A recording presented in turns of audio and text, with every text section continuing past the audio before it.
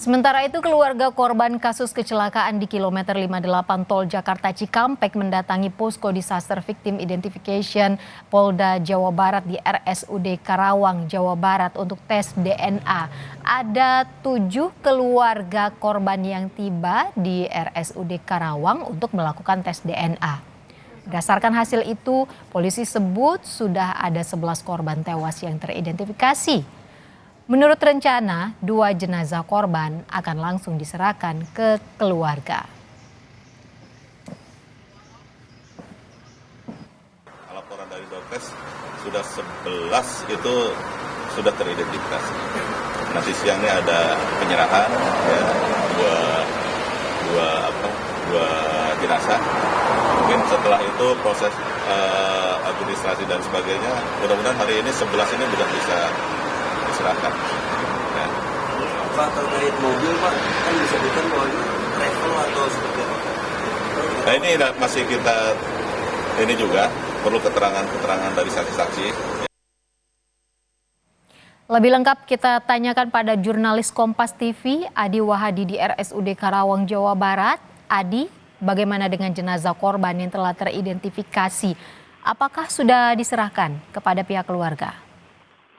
Ipo dan juga saudara, selamat siang. Saat ini proses penyerahan jenazah korban kecelakaan KM 58 akan segera dimulai. Nantinya sekitar pukul 14 lebih prosesi akan diserah terimakan dan pihak keluarga dari para korban dari kecelakaan kilometer 58 sudah standby sejak kemarin hingga saat ini. Pihak keluarga ini menunggu hasil identifikasi di sekitar hotel tidak jauh yang difasilitasi oleh pemerintah atau pihak kepolisian dari Polres Karawang. Dan saat ini para keluarga tersebut sudah bersiap dan sejumlah ambulan telah disiapkan oleh pihak kepolisian maupun dari pemerintah daerah masing-masing untuk menjemput para korban kecelakaan lalu lintas di kilometer 58 tersebut. Proses identifikasi yang dilakukan sejak kemarin dilakukan sangat maksimal oleh pihak kepolisian. Sejumlah pihak terus bergerak untuk bisa kemudian mendapatkan identitas dari para korban, mengingat kondisi korban yang kecelakaan ini mengalami kondisi yang cukup parah sehingga langkah-langkah identifikasi ini perlu dilakukan secara baik dan benar, dan utamanya adalah menghadirkan keluarga yang kehilangan atau dari korban tersebut untuk mencocokkan atau sebagai pembanding dari sampel yang diambil oleh pihak kepolisian terhadap jasad korban, kemudian dibandingkan dengan anggota keluarga atau sampel anggota keluarga dan kemudian dicocokkan. Dan berdasarkan wawancara tadi, sudah ada 11 korban yang sudah teridentifikasi berdasarkan laporan yang diterima pihak kepolisian. Dan saat ini prosesi penyerahan akan dilakukan dan rencananya akan langsung dilakukan oleh pihak kepolisian bersama pihak keluarga. Ivo. Hingga siang ini, Adi, apakah sudah diketahui apa sebenarnya menjadi dugaan penyebab kecelakaan di kilometer 58 Tol Jakarta Cikampek ini? Penyebab kecelakaan yang melibatkan 3 kendaraan antara 2 minibus, 1 bus ini masih terus dilakukan, salah satunya dengan menggelar olah TKP di kilometer 58 Tol Jakarta Cikampek di jalur B. Namun demikian, berdasarkan pantauan kamera CCTV atau kamera-kamera yang beredar bahwa penyebab kecelakaan adalah kondisi minibus Grand Max yang melaju dengan kecepatan tinggi serta mengangkut penumpang melebihi dari kapasitas yang sebenarnya, sehingga kondisi ini mempengaruhi kestabilan kendaraan saat melaju, apalagi berada pada kecepatan lebih dari 100 km per jam.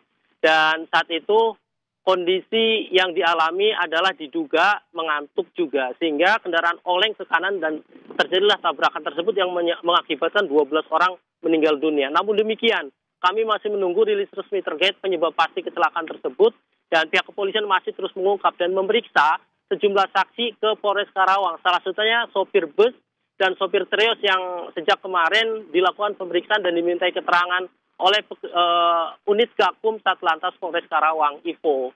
Ada beberapa keluarga yang sudah mendatangi RSUD Karawang untuk melakukan tes DNA ya, Adi. Lalu apa saja yang harus dipersiapkan keluarga ini untuk membantu identifikasi korban agar bisa berlangsung lebih cepat?